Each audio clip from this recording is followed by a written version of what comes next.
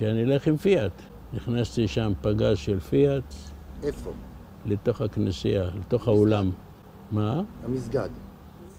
לאולם, אני לא יודע. אף אחד לא נשאר חי.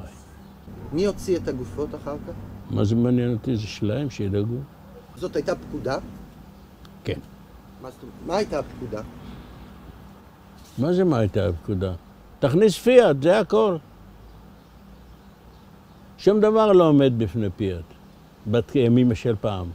כמה אנשים היו בפנים פה? הרבה. מה זאת אומרת? הרבה. אני פתחתי את הדלת, ראיתי את זה, סגרתי את הדלת. מה ראית כשפתחת את הדלת? האולם ריק, כולם על הקירות. הרבה אנשים. הרבה. באיזה גילאים? מי יכול לזכור? המבט הספיק לי.